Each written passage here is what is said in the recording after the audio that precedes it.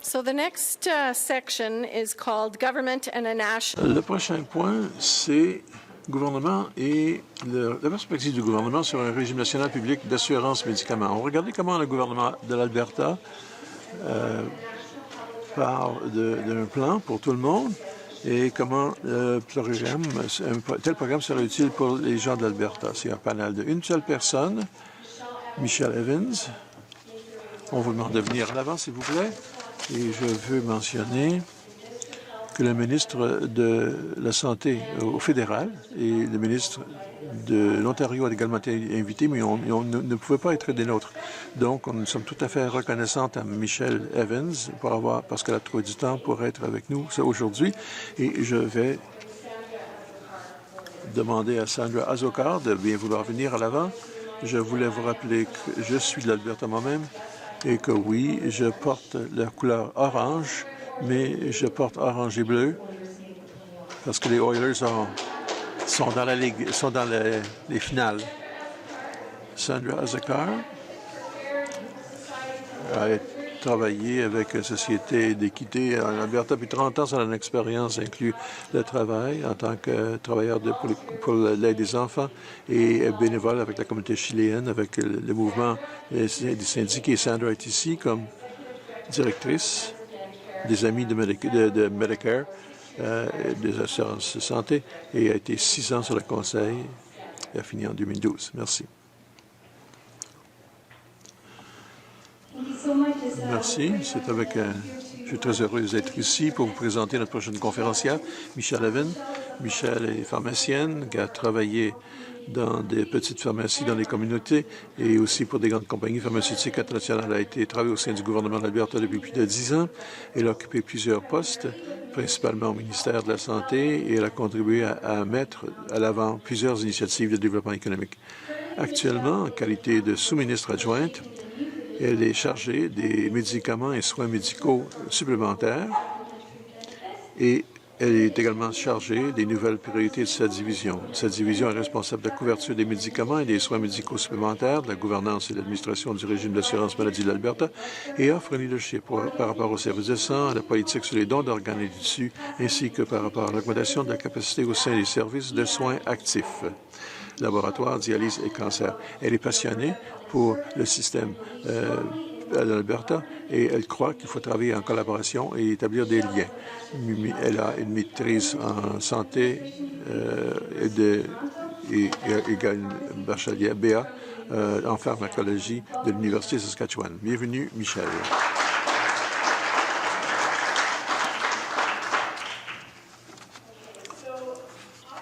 Alors, je vais essayer de nous remettre à l'heure. Alors, je vais peut-être passer un peu vite.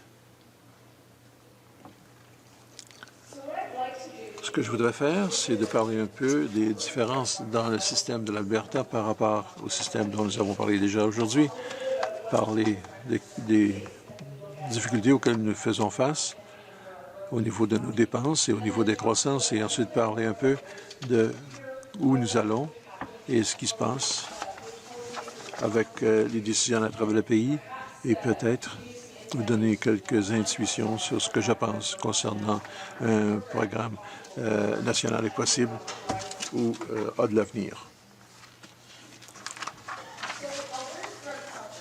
Donc, le public albertain est assez compliqué. Nous avons environ 23 différents programmes que nous offrons aux Albertains à travers 11 législations, des règlements et des accords et différentes politiques. Habituellement, il y a 4 types de couverture que nous offrons. Donc, un, c'est la question d'âge, donc pour les aînés. Nous avons également un plan basé sur les revenus pour les gens qui sont sur le bien-être social. Où, nous avons des qui vous couvrent selon votre revenu. Nous avons également un plan dans l'Alberta qui s'appelle le plan non-groupe. C'est le plan qui coupe tous les Albertains qui veulent faire partie du plan, même si c'est basé sur des versements de primes. Et ça veut dire que vous pouvez avoir une condition antérieure, mais C'est basé sur les primes et c'est de 1500 $ par année pour une famille. Donc, c'est un montant assez coûteux pour commencer à en faire partie du plan, mais n'importe qui peut en faire partie. Ensuite, nous avons des plans qui couvrent des indications pour le cancer, les soins palliatifs, les maladies rares, spécialité de VIH, etc. Donc, c'est des maladies particulières.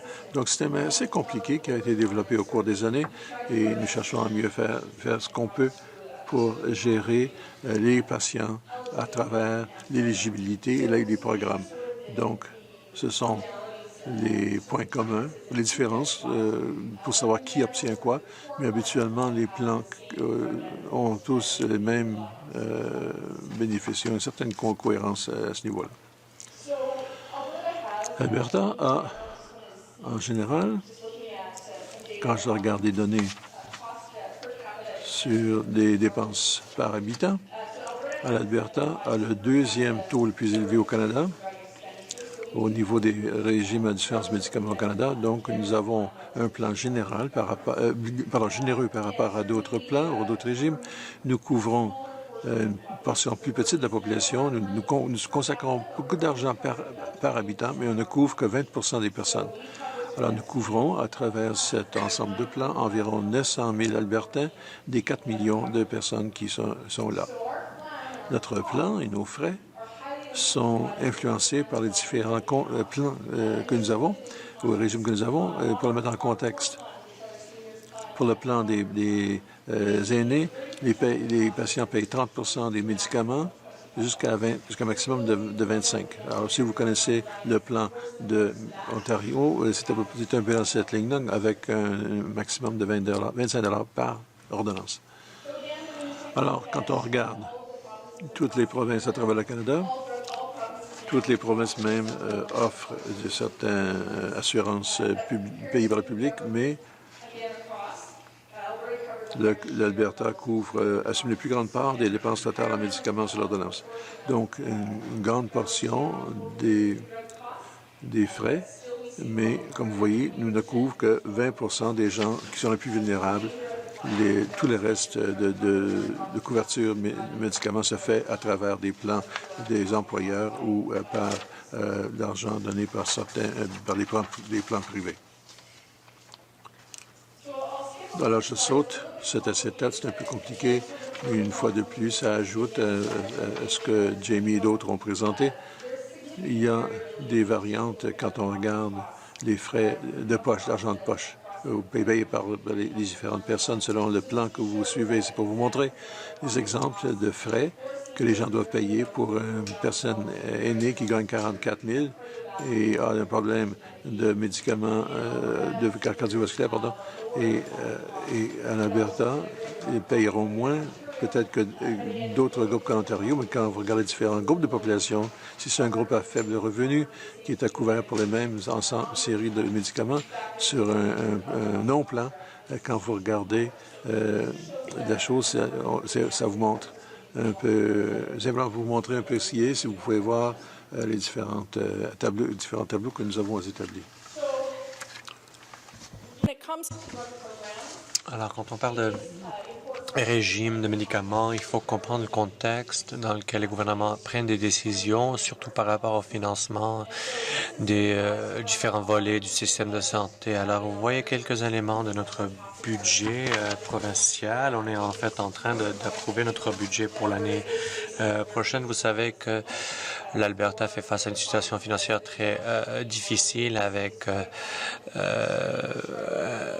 le bas prix du pétrole et la manque de revenus. Alors, bien sûr, les débats au sein du gouvernement de l'Alberta est beaucoup coloré par cette réalité financière. Mais je voulais partager avec vous un peu ce qui se fait en ce moment. De notre point de vue, on génère une grande partie de nos revenus du secteur pétrolifère et gazière. Et ça a été vraiment, bien sûr, une période très difficile pour nous. Vous voyez à gauche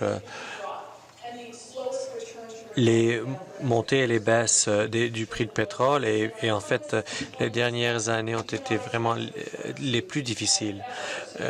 Nos économistes nous disent qu'on va jamais revenir aux 100 $ le baril de pétrole et on va probablement pas voir 60 $ jusqu'au 2020. Alors, les finances d'Alberta financent tout cela en accumulant plus de dettes et de déficits, même si notre ratio déficit PIB est parmi les plus bas au pays. Il faut garder tout cela en perspective parce qu'il y a d'autres provinces au pays qui financent les services en utilisant la dette, mais nous, on arrive à ce jeu-là assez récemment. Et comment gérer ces défis quand les revenus baissent et les dépenses augmentent? Alors, ce gouvernement que nous avons maintenant essaie de réduire les coûts et arriver à un budget équilibré. Et surtout, ils essaient de contrôler le coût opérationnel du gouvernement. C'était vraiment un grand défi, surtout en santé. Alors pour nous, dans notre équipe, les médicaments représentent le troisième dépense le plus important dans le budget de la santé. 2 milliards de dollars sont dépensés pour les médicaments dans notre province. Et cette année, on espère qu'on va recevoir une augmentation de 10 pour notre programme d'achat de médicaments. Alors, bien sûr, les dépenses doivent être gérées pour ne pas augmenter plus que 3 %.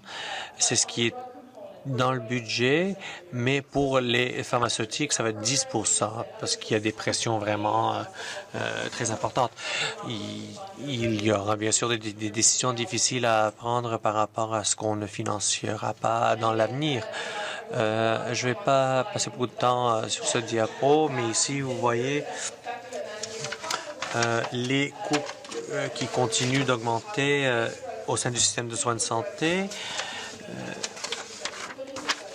Et vous voyez les initiatives prises pour contrôler les prix. Dans les dernières années, c'était les augmentations des prix des médicaments représentaient 25 de l'augmentation de 165 millions de dollars de dépenses de santé.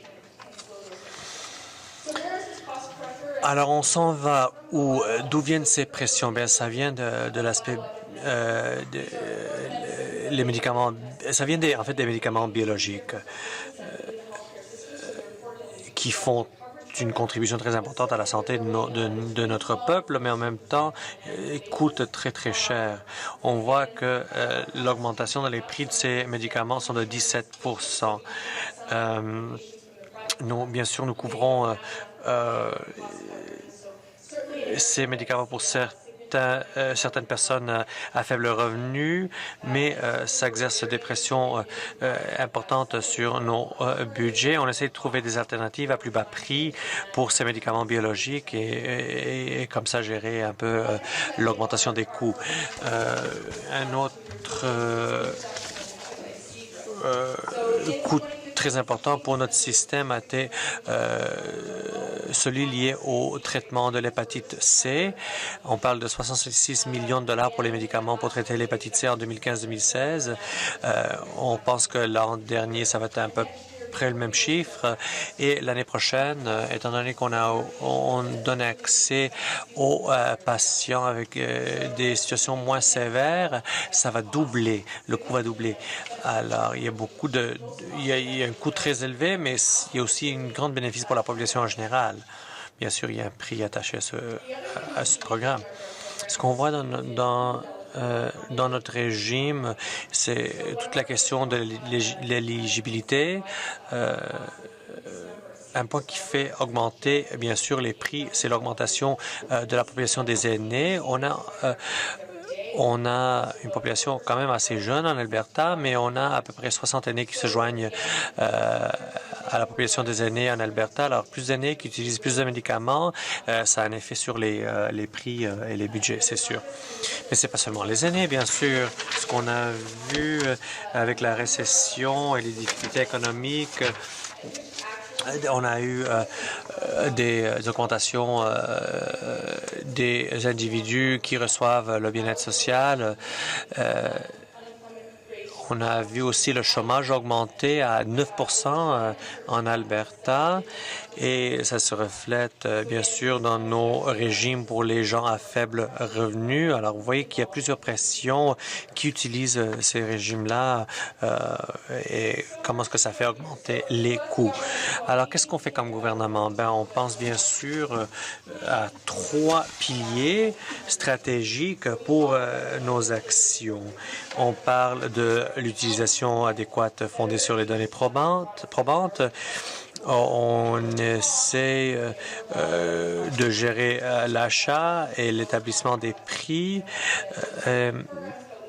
Je ne vais pas vous parler des programmes précis, mais on essaie toujours de trouver les mécanismes qui permettent de réduire les coûts et de remplacer certains produits ou certaines thérapies avec d'autres qui sont moins coûteuses.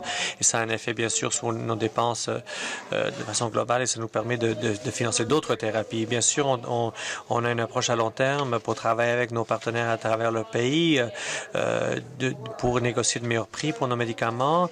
On est maintenant dans une époque vraiment sans précédent dans l'histoire du Canada en ce qui concerne le partenariat et la coopération entre les gouvernements pour l'achat et la négociation des prix et comment en fait développer des régimes quand le contexte est tellement complexe, on a tellement de régimes différents, comment négocier les meilleurs frais avec nos pharmaciens, est-ce qu'on paye vraiment un taux qui répond aux besoins des pharmaciens.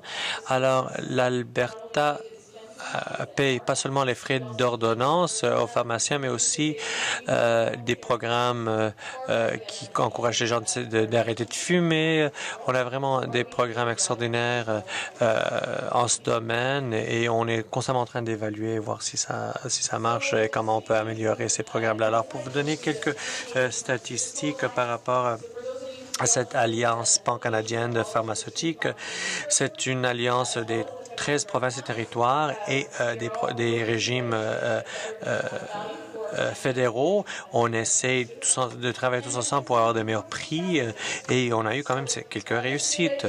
Alors, les données que vous voyez à l'écran est actuelle. Ben, en fait, elle date de l'année dernière. On a eu des négociations pour réduire les prix sur 18 des médicaments génériques les plus utilisés au Canada.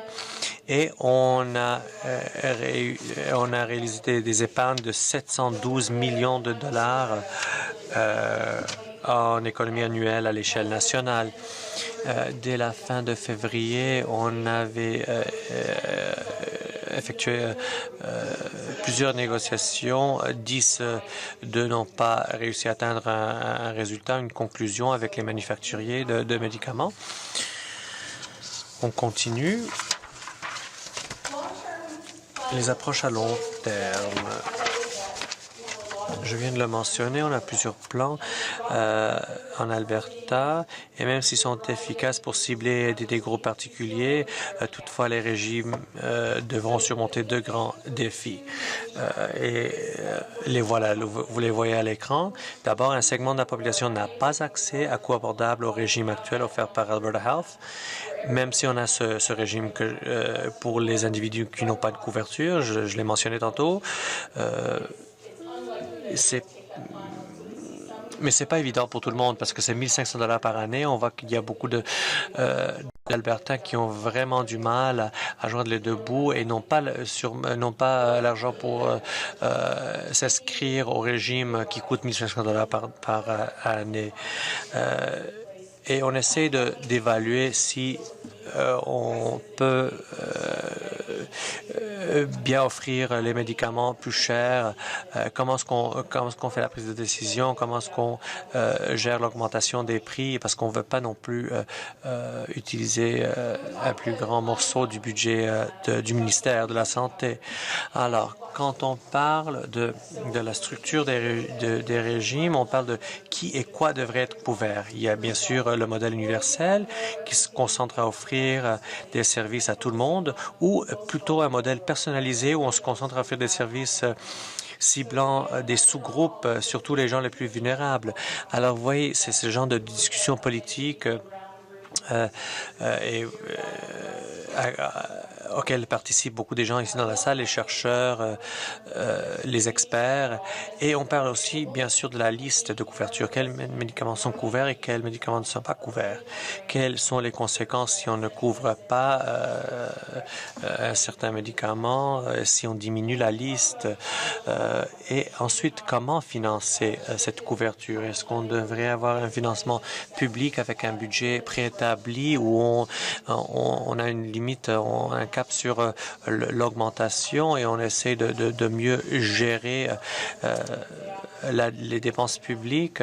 On dit qu'après une certaine franchise, après une certaine limite, on ne va plus dépenser. Ou est-ce qu'on peut-être revoir le financement, l'augmenter, essayer d'être plus inclusif dans la structure du régime? Alors, on est au début de ce processus. Ces discussions ont lieu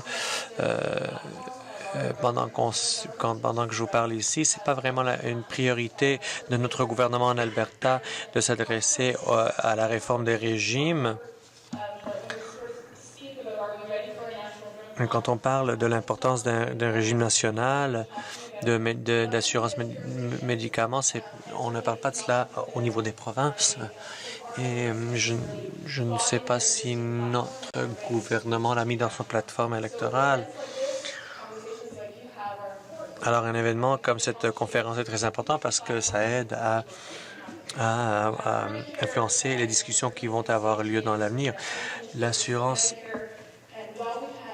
médicaments et ce volet de l'assurance maladie qui n'a jamais été complété. Mais malheureusement, on ne parle pas de l'assurance médicaments autour des tables provinciales. On parle des 3A, les dépenses appropriées, l'accessibilité et l'abordabilité. Alors, il y a plusieurs activités qu'on mène dans ce sens, mais on ne voit pas comment s'aligner tous nos régime d'assurance maladie à travers le pays. C'est important que vous compreniez que c'est un chemin difficile. C'est difficile d'aller de là où on se trouve en ce moment à un avenir très différent. Je pense que c'était une très bonne idée, mais c'est très difficile de le mettre en œuvre du point de vue des politiciens. Et bien sûr, obtenir l'appui du public est très important pour convaincre les politiciens d'agir, surtout dans le cadre d'un système très difficile à gérer. Alors, sur ce, je conclus et je vous donne quelques minutes pour vos questions et vos commentaires. Merci beaucoup.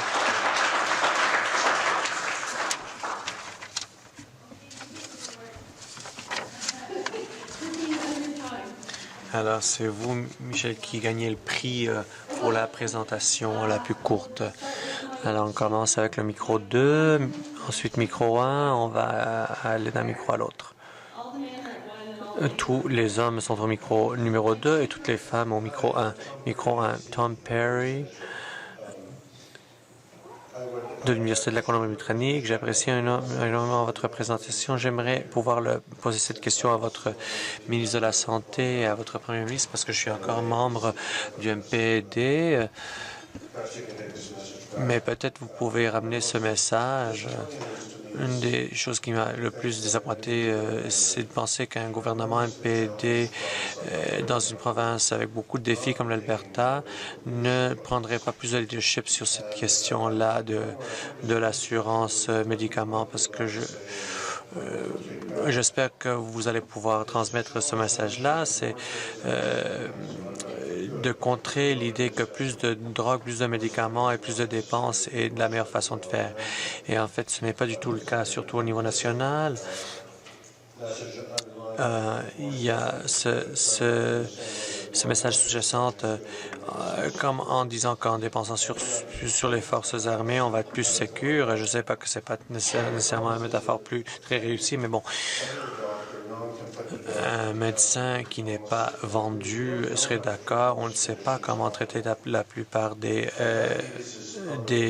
maladies. Et le diabète, c'est un très bon exemple parce que ça affecte beaucoup de gens. On ne sait pas comment traiter le diabète type 2 parce que le paradigme qui existe en ce moment ne nous permet pas de le savoir. Les compagnies pharmaceutiques financent les recherches dans ce domaine et ça rencontre de leurs intérêts de dévoiler la vérité et la seule façon de contrer cette situation-là, ça serait de financer ces recherches-là avec les fonds publics.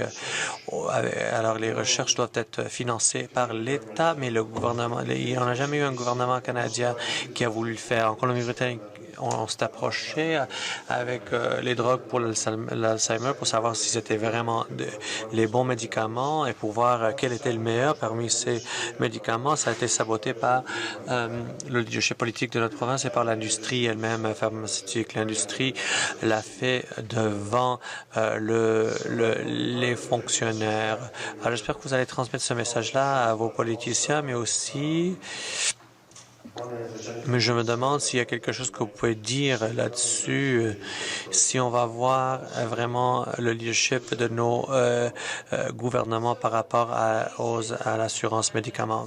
Pour répondre, parce que c'est sûr que moi, je ne peux pas parler de leadership politique, mais je pense que c'est très important d'avoir ce leadership politique pour avancer l'assurance médicaments. D'un point de vue politique, moi, ce que je dois faire, c'est d'offrir une perspective équilibrée.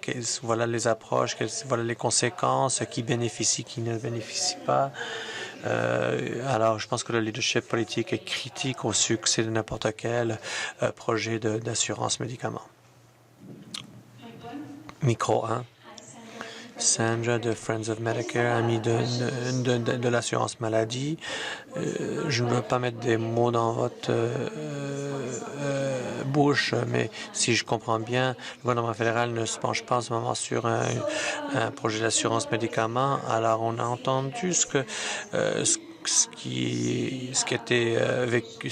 a été vu en Colombie-Britannique et au Québec. Est-ce que vous croyez que les leaders au niveau des provinces peuvent être des leaders en introduisant des régimes d'assurance médicaments dans les provinces? Ou est-ce que ça irait plutôt en contre d'un projet national d'assurance médicaments? Merci beaucoup, Sandra.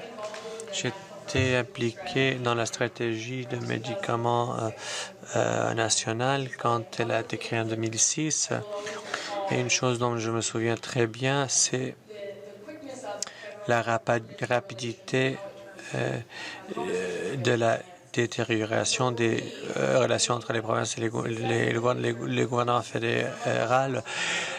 Très vite, ça devient une conversation axée sur les budgets et l'argent. Nous n'avons pas un système d'assurance maladie en ce moment, mais par exemple, si vous voyez ce qu'on paie les médecins en Alberta, en Ontario, en Nouvelle-Écosse, ce n'est pas exactement pareil. Alors, on a des systèmes différents, on a des systèmes qui essayent de créer un système portable, qu'on puisse voyager de province en province. C'est un rôle très important pour le gouvernement fédéral, mais je pense que c'est vrai, il va falloir un groupe de provinces pour prendre le leadership dans ce domaine de l'assurance médicaments parce que la juridiction des soins de santé réside, selon notre constitution, dans les provinces. Alors, il n'y a pas vraiment de rôle. Je ne dis pas qu'il n'y a pas de rôle pour le gouvernement fédéral, mais je pense que les provinces ont un rôle très important à jouer en ce qui concerne la volonté politique et le leadership. Micro 2. Bill Swan de la Nouvelle-Écosse.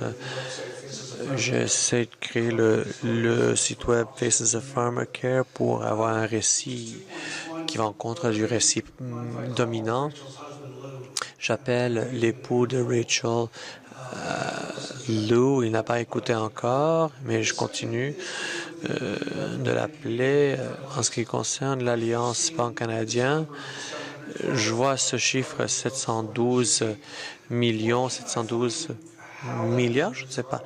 Je ne trouve pas comment on calcule ce chiffre-là. Comment est-ce que vous le calculez? Ce sont des ententes confidentielles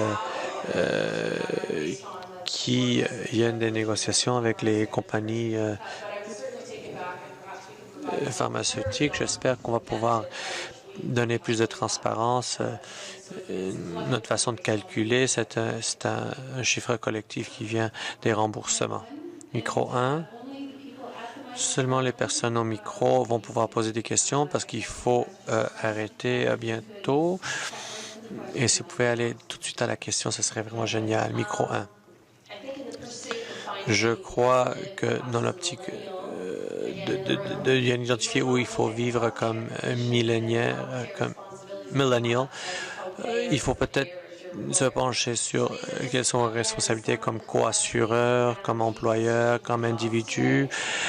Les milléniaux analysent souvent quelles seront les conditions en ce qui concerne la couverture quand ils prennent un emploi. Alors peut-être l'Alberta qui a un taux de chômage, vous pouvez peut-être analyser quelles seraient les conséquences d'adopter ce genre de politique. J'espère que vous allez pouvoir renégocier. Bonne chance. Mais très important, on essaie de gérer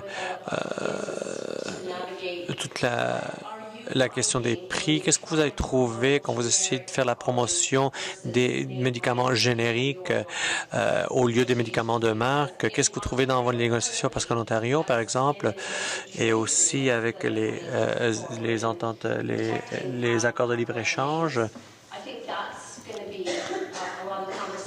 souvent, c'est ce qu'on entend des députés, c'est qu'ils ne peuvent rien faire parce que le Canada a signé une telle entente ou un tel accord de commerce. On voit dans les écoles maintenant qu'il y a des pharmaceutiques qui sont des sponsors pour des événements, des activités dans les écoles.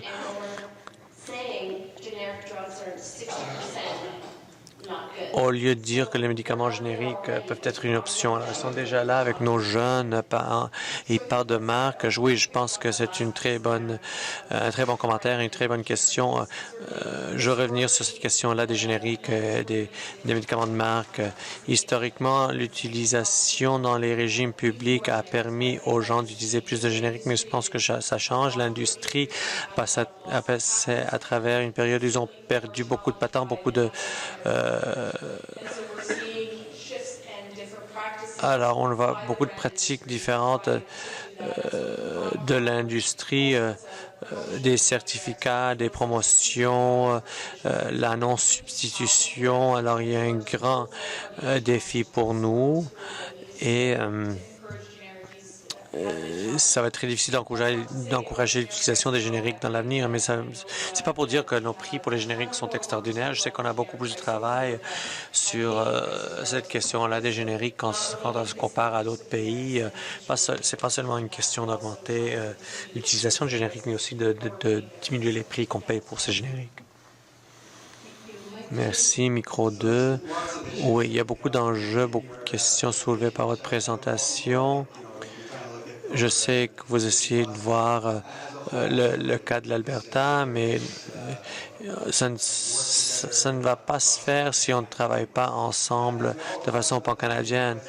On a tous applaudi l'Alliance pan-canadienne pour réduire les prix, mais ça nous mène dans la mauvaise direction parce que si on regarde les génériques, le Canada a les coûts les plus élevés au monde et cet horaire-là va diminuer le nombre de génériques. Alors, je pense que c'est vraiment un élément du système qui ne marche vraiment pas. Et le gouvernement fédéral a invité les ministres. Le ministre a invité des représentants du secteur privé à participer. Et c'est le seul levier qu'on avait. Et au lieu, on les invite à la table sans coût. Je pense que c'est un grand problème et je pense que les provinces devraient dire très clairement qu'il y a une ligne rouge qu'on ne fait absolument pas franchir et traverser. On s'éloigne de plus en plus d'un régime d'assurance médicaments. C'est bien qu'on négocie les prix plus bas, mais il y a des problèmes dans l'Alliance pan-canadienne. Harper n'était pas à la table, alors les provinces ont créé cette Alliance pan-canadienne. Il n'y avait pas de leadership au niveau national. Maintenant, ça devient un problème. Je sais qu'il va falloir se pencher là-dessus. Oui, pour répondre à cela, oui, absolument. Les ententes sur les listes et les remboursements sont un couteau tranchant et c'est très difficile pour nous de bien naviguer dans ce contexte. C'est pas dans le monde, c'est pas le monde dans lequel nous vivons en ce moment, mais c'est un grand défi pour nous tous. Comment arriver à ces ententes? Et ensuite, être transparent et imputable, c'est très difficile de faire tout cela. Oui, et CITA aussi, il va y avoir des remboursements aux provinces pour ces coûts plus élevés des médicaments sous l'entente avec les Européens. Au micro 2, et ensuite Marc-André, vous serez le dernier.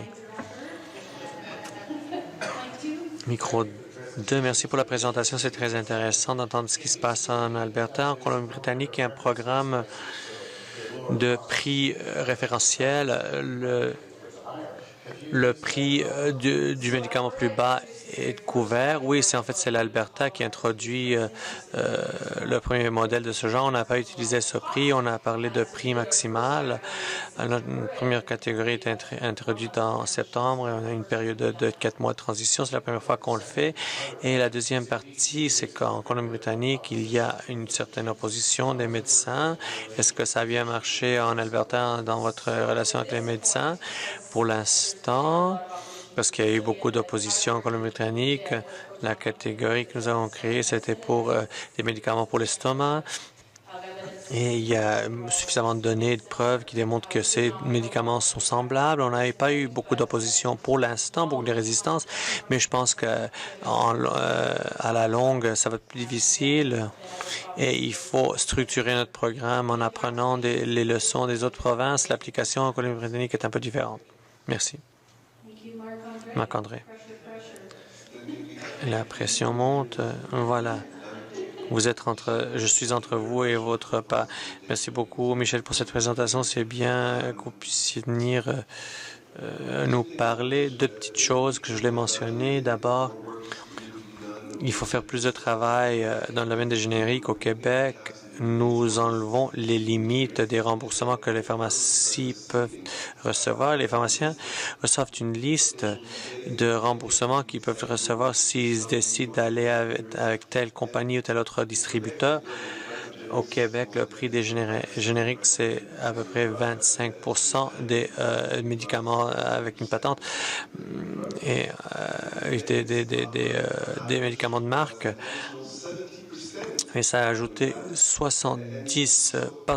a réduit par 70%. Alors, si on va de 18 à 15%, il y a encore beaucoup de chemin à faire en ce qui concerne l'argent qui se trouve à la table. Mais c'est bien de voir l'Alliance pan-canadienne qui essaie de travailler, même dans ce contexte politique difficile. Merci. Vous avez mentionné Epsien, Harmony Alcurapac, comme un des motivateurs, catalyseurs de l'augmentation des prix dans toutes les provinces au Canada pour ces médicaments. Le prix est tellement élevé que nous ne pouvons plus acheter ce médicament-là pour tout le monde qui a la maladie. Alors, on a toujours un groupe de patients infectés qui produit la maladie, qui produit le marché, en fait. Et les compagnies le comprennent très bien. C'est pour cela qu'ils gardent ce prix si élevé. Alors, bien sûr, c'est quelque chose qui augmente les prix, mais nous traitons seulement les malades les plus sévèrement malades. Et on dit aux autres, vous n'êtes pas suffisamment malade, revenez dans 1 ou 2 ans, on va voir si on peut vous traiter. Et il y a une province qui a fait quelque chose un peu différent. Au lieu de couvrir tous les nouveaux médicaments, c'est l'île du Prince-Édouard. L'île du Prince-Édouard, ce n'est pas un modèle pour un régime d'assurance médicaments. C'est des programmes liés à chaque maladie, mais ce qu'ils ont fait avec l'hépatite C, c'était très intéressant. Ils ont dit, bon, il y a 3 compagnies, Bristol Myers Squibb, Gilead Sciences est avide qu'il y a cette nouvelle génération de traitements. Alors, négocions avec ces entreprises, avec ses compagnies, et Avid, avec Alcurapac, a dit, on va vous donner le médicament, mais au lieu de 72 000 $ par traitement pour 12 semaines de traitement, on va vous l'offrir, je ne me souviens pas du prix exact, mais moins de 20 000 $ par traitement. Mais ce qui est intéressant, c'est que l'île du Prince-Édouard a des bons, d'accord. On va acheter seulement avec Curapac à ce bas prix. On va traiter tout le monde avec l'hépatite C sur l'île. C'est 400 personnes sur l'île du Prince-Édouard avec un programme de 3 ans, 5 millions de $, le coût du programme. Et le coût avec cette nouvelle génération pour l'hépatite C, c'est pas plus élevé que les autres provinces. Mais la grande différence, c'est que les autres provinces traitent seulement les cas les plus sévères, les plus graves. Et l'île du Prince-Édouard traite tout le monde avec l'hépatite C sans un coût rajouté. Est-ce que c'est quelque chose qu'on sait dans les autres provinces? Oui. Depuis avril de cette année, le PCPA, l'Alliance pan-canadienne, depuis février de cette année, le PCPA a négocié un nouvel accord par rapport à l'hépatite C pour que ça soit accessible à beaucoup plus d'individus qui ont un statut plus bas, moins grave en ce qui concerne leurs conditions. Ça a été fait de façon collective. Les provinces sont en train de mettre en œuvre ces ententes. On l'a mise en œuvre dès le 1er avril. L'Ontario est en train de le faire aussi. Et c'était un mois avant nous, en mars, je crois. Et donc, oui, absolument, c'est ce qu'on a réussi à faire avec le pouvoir collectif de tout le monde, c'est d'aller chercher un meilleur prix, de traiter plus de patients selon la capacité de nos systèmes. Bon, merci beaucoup, Michel.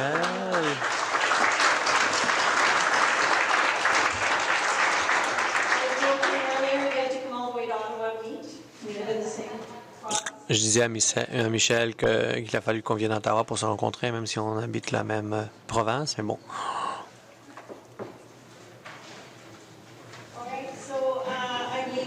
Alors, on sait que vous avez faim à quelques petites annonces. Si vous voulez continuer la discussion et le réseautage, s'il vous plaît, joignez-vous à nous à 7h30 pour un cocktail en soirée à la salle Panorama, à l'étage Penthouse. C'est complètement en haut du bâtiment. Il y a une très belle vue panoramique. Si vous ne savez pas si vous devez venir, c'est un bar ouvert, gratuit ce soir.